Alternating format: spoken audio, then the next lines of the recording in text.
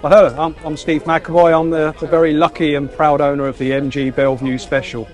So this car was originally out of the factory in 1935, an MG NA, so it would have been a two-seater salonette.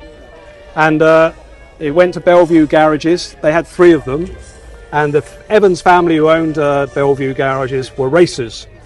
And they raced here at Brooklands predominantly. And they took those 3 NAs and they would rent them out. So anyone that wanted to go round Brooklands rather fast, if you could afford it, they would hire them out. They would look after the car for them. They go round and round, and they deliver it back to the garage. And then a chap called Wilkie Wilkinson in 1936 joined Bellevue garages as their racing head, and he decided they needed a race machine. So he took one of those NAs and he built this single seater out of a box of bits from the factory, mostly K3 components, etc., and built this race car known as the Bellevue Special. So this raced predominantly at Brooklands pre-war under the Evans family, and even Wilkie himself drove it several times. It won a number of races here, and in fact it won the very last race under the ownership of Charles Mortimer on the mountain circuit here before it closed before the war. So it's got a lot of history here at Brooklands. It also has a lot of history elsewhere, so it raced in period at Donington, Empire Trophy, Leinster Trophy, etc. It also raced at Goodwood post-war, so at the very first Goodwood event in 1948.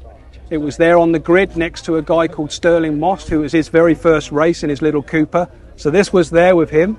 And under Basil DeLisa, it raced in Goodwood for many, many years. It won the Whitson Trophy, etc. So it has a lot of provenance. I'm extremely lucky to own it.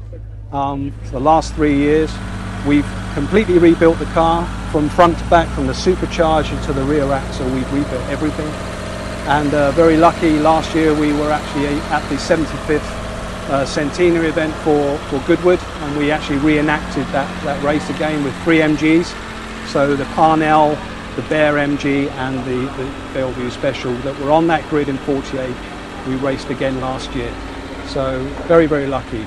This year we've raced at Brands Hatch successfully, Silverstone, and last weekend we were at Zandvoort in Holland on the Grand Prix circuit, where she went phenomenally well. So yeah, we're really lucky to own her, and it's just a privilege to have a piece of history and just to bring it to events like this. So yeah, we're very lucky. Fascinating, Steve. So did it start off life in this format with the 4 wheels at the back?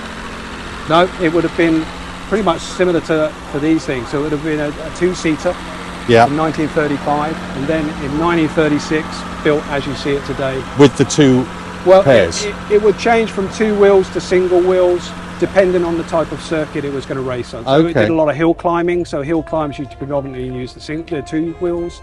Circuits you'd have a single wheel. Wow.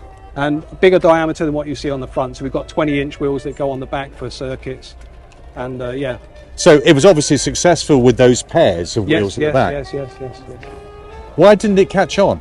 Well, it kind of did. If you imagine that in the 30s they didn't have the technology to be big rubber, so wide rubber you see on race cars. So if you imagine, more grip, more rubber, so they had the twin wheels, much like the Auto Union did, and very successful in the 30s. The Auto Unions had the twin. Rossenmeyer used to race that very famous Auto Union around the world, and he had twin wheels on the back.